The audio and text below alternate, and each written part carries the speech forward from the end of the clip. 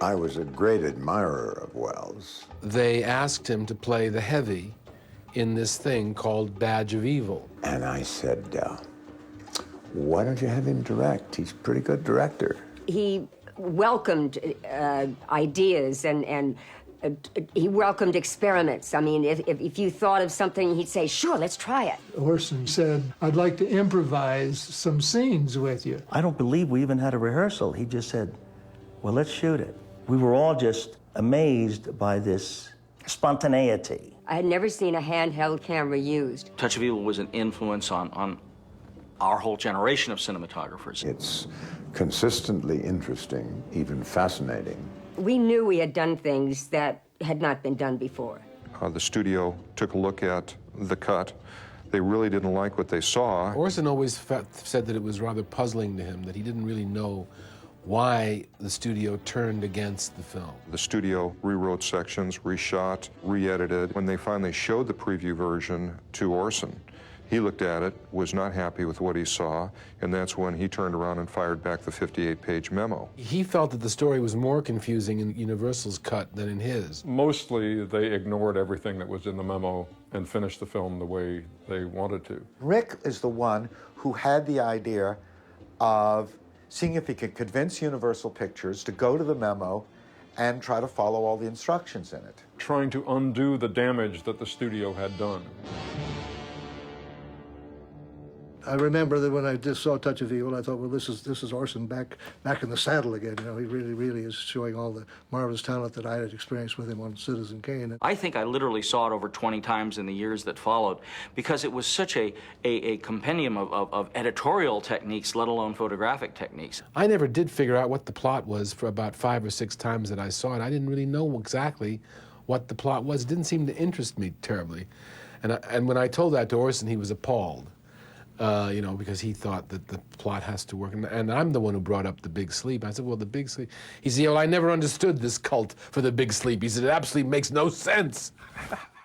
My understanding of how Orson became involved in this was that he had just done a picture for Universal as an actor.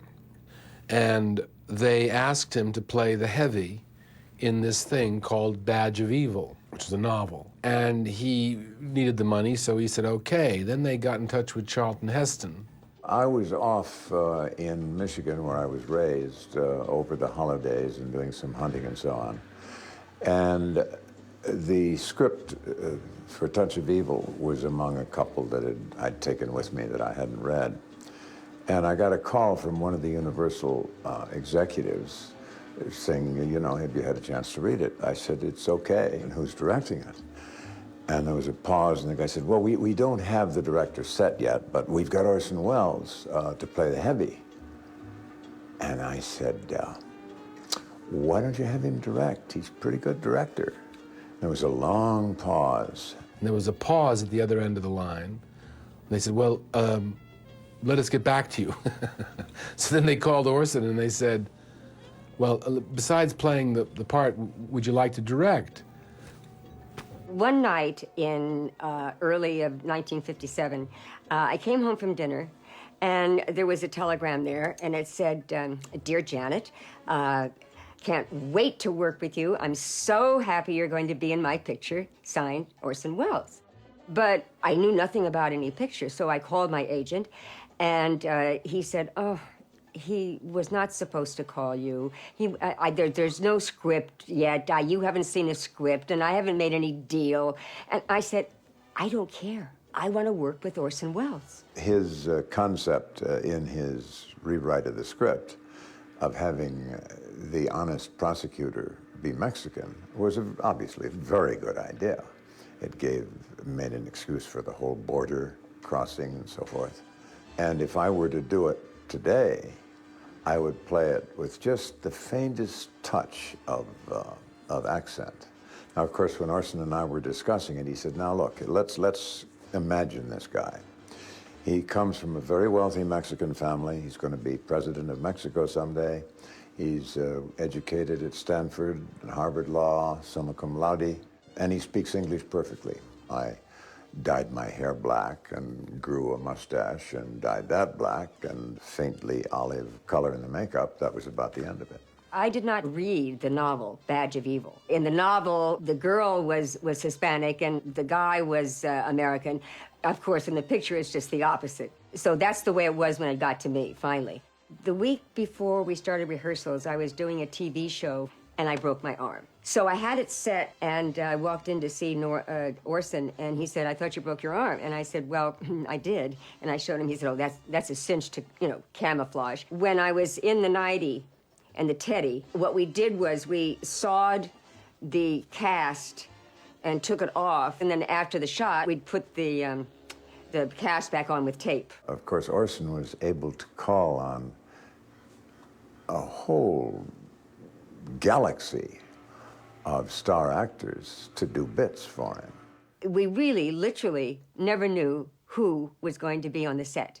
Joe Kalea, who was wonderful as Quinlan's deputy, I guess, and very significantly Akim Tamirov, who I guess could play almost any kind of a part, and he was wonderful. Joseph Cotton is the doctor, and we didn't know that. It's not in the script. And of course, Marlena was an old friend. They go way back to entertaining the troops in World War II. She was in his magic act. He sawed her in half, Orson called her to do this picture and said, "Listen, you have to play a gypsy woman." And she said, "I know where I can get my wig from Golden Earrings from Paramount. I know how I can get the wig." And he said, "Great, bring the wig and come on over and we'll work it out." And it didn't even tell Universal about it. I had no scene with Marlene Dietrich, to my eternal disappointment. Marlena told me she thought the best moment in any movie she ever did, her best moment was the last moment in Touch of Evil, when she says, "What does it matter what you say about people?" There's the funny story about when they were watching the dailies and suddenly they said, "Is that Marlene Dietrich?" And they say, "Yeah, that's Marlene Dietrich. Do we have a deal with her?" "No, I don't know. Where'd she come from?" "I don't know." Dennis is one of my contributions to the film. I had some idea of how flexible an actor Dennis was.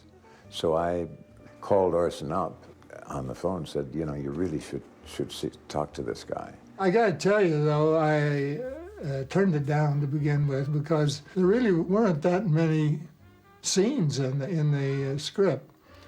So Charlton Heston came to the set of Gunsmoke and said, "You're absolutely nuts. You got an opportunity to work with Orson Wells.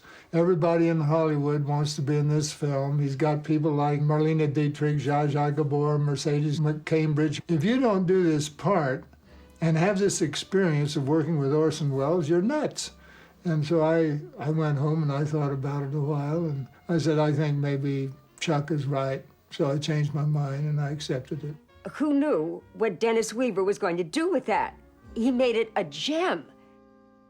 The production office requires that one of the assistant directors call the production office as soon as the cameras start turning so they know when you actually began the work. And then they have to call again when you print the first take.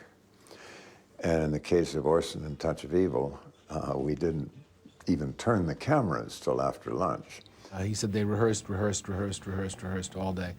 And so finally we started shooting and I think we first turned the camera about 3:30 or 4. And he did, I can't remember, 6, maybe 7 takes. Again, hard to reset and all that. And that was about 5:30.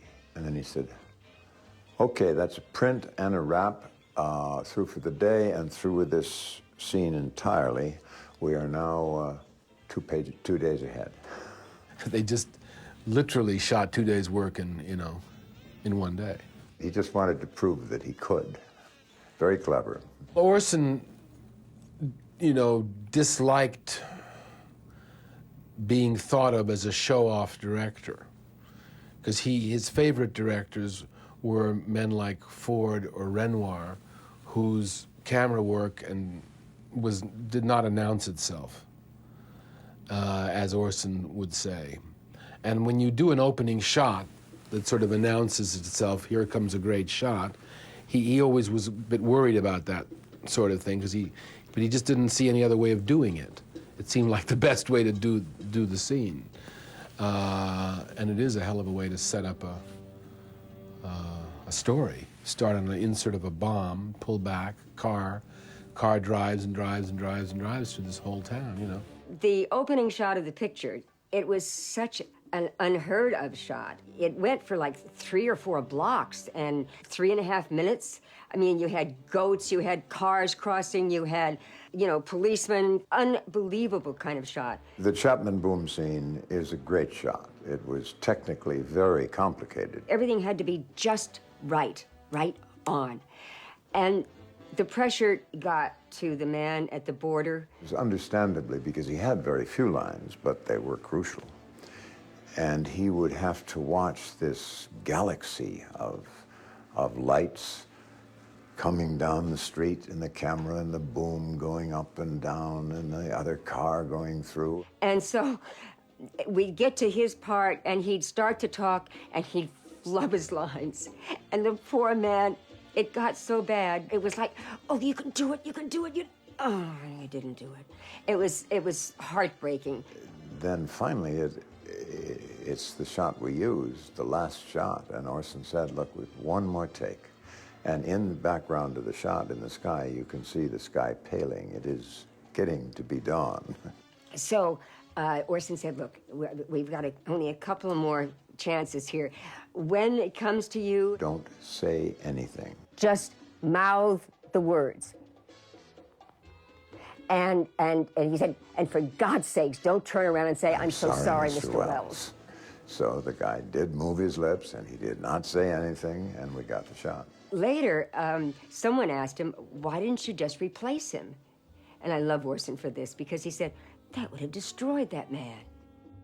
You know, we were shooting in Venice, and there were these oil wells, these derricks, up in the middle of the night, flopping up and down, drilling this oil. Venice, California. Before it was redone and made beautiful, it was very run down, seedy, and it looked like a border town. It kind of had a Tijuana flavor. I don't think we would have walked those streets by ourselves at night.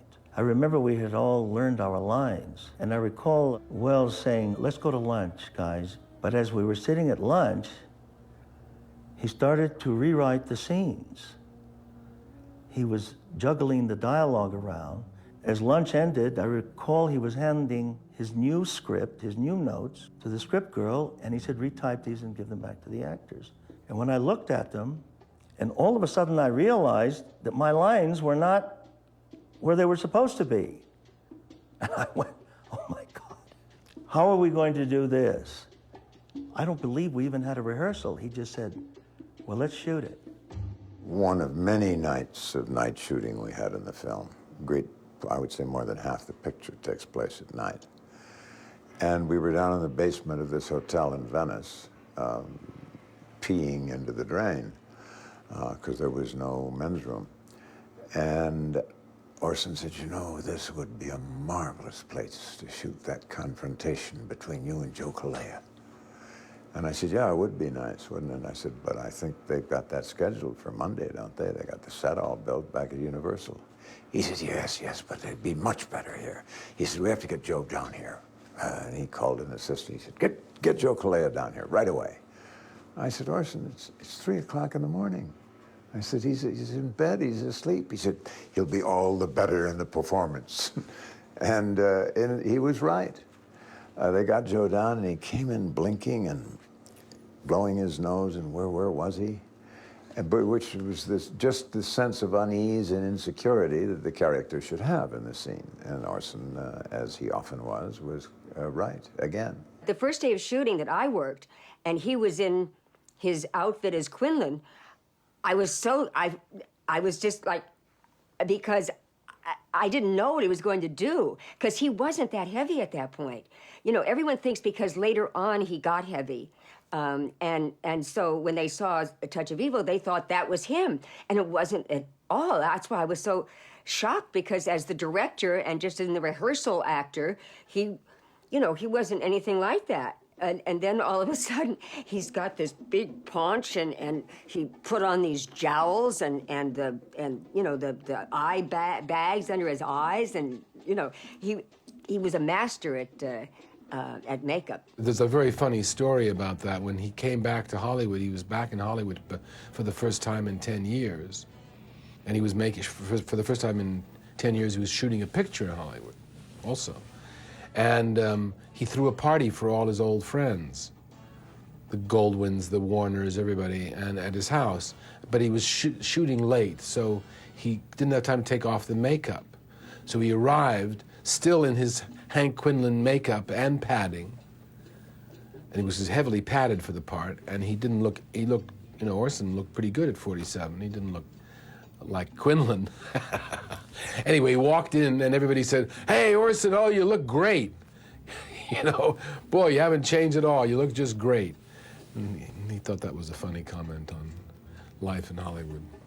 As a cinematographer, I think Touch of Evil was an influence on our whole generation of cinematographers. Russell Meddy was one of the leading cinematographers of the day. Meddy's style on this film was very high contrast, that was very in keeping with Wells' previous pictures, and something that Meddy was very strong in too. Well, Orson loved black and white film. I mean, I think, you know, he did all but one of his films in black and white. He said to me, he says, "You know about black and white, it's the actor's friend." And I said, "Why do you say that?" He says, "Because every performance looks better in black and white. In fact, I defy you to name me a great performance in color. I don't think there is one." Understand, this is 1957, and Wells had been in France and had seen the Eclair Camaflex, which was one of the first 35mm cameras really designed to be handheld. On a feature, I had never seen a handheld camera used. And that was the first time, I think, that an IMO camera was used to shoot, which enabled him to get, you know, he got all those things like from the shots way down here looking up there. I mean, you could manipulate it, and you got the fluidity because the camera moved with the action. Here was Wells in turn giving a lesson to the filmmakers of the world about what these tools could mean. Orson wanted to do what became the first dialogue scene in a moving car in the history of film. And we were shooting again down in Venice, though this was a day shot, in an alley, a long alley. But they wanted to be able to block off the traffic, of course. And Orson said, "Now we'll put the camera on a platform on the front, take out the windshield, put the camera down." And they did all that, but of course by that time the convertible was so full of equipment and lights and sound equipment, everything, that you couldn't get the sound man in, you couldn't get the camera operator in. So Orson said, and the first AD said, "Well, we can take out the whole front of the car and just pull it behind the truck." And Orson said, "No, no, no." He said, "These lads can handle this." He said, "It's easy, just show them how to turn on the sound, and when it gets to speed, and the camera, all that." So Mort was the sound man, and I was the operator and the director. And I'd say, "Action," and we'd be driving along and doing the scene, talking to each other the way you do when you have to really drive. And so we did 3 or 4 takes, and finally I said, "Cut, print, thank you very much." And my first experience at directing. The motel, that sequence was rather risque at that time. So many subplots going on that I don't know where the censors knew where to look first. What was suggested in that scene was gang rape, lesbianism, drugs, but we didn't exceed the censors' extremes. It was just the suggestion. It just starts with the noise, and then there's, you know, the voice through the wall, and then there's the rattle, the door, and you see the various shots of these guys, and then you see her, Mercedes McCambridge. It was so scary. And when she said that line, it was scary. I mean, I was scared. I was. All night shooting is difficult. Shooting in the water is double difficult. We shot that scene, which is quite a long scene, over at least 2 nights. It was the end of shooting on the picture, maybe 3 nights. And I was wading across the canal and holding this wire recorder, and we finished about 6 in the morning, still dark. And we wrapped the company, and Orson and I went to get some breakfast at a coffee shop. And he brought along a bottle of a very good champagne. We shared, and we were having a happy time telling each other how wonderful we were. And I said, you know, Orson, this is a wonderful film, I think. I'm very proud of doing it and of working with you. And it's been a very exciting time. I think we have a wonderful picture. And I said, you only made one mistake. He said, what is that, my boy? He always called me my boy. And I said, there are 3 or 4 short scenes in the picture that are only there to kind of indicate that I have the leading role in the film. I said, that's not true. This film is about the fall of Captain Quinlan. But I knew that, Orson. He said, well, then we don't have to worry about it in the cutting, do we?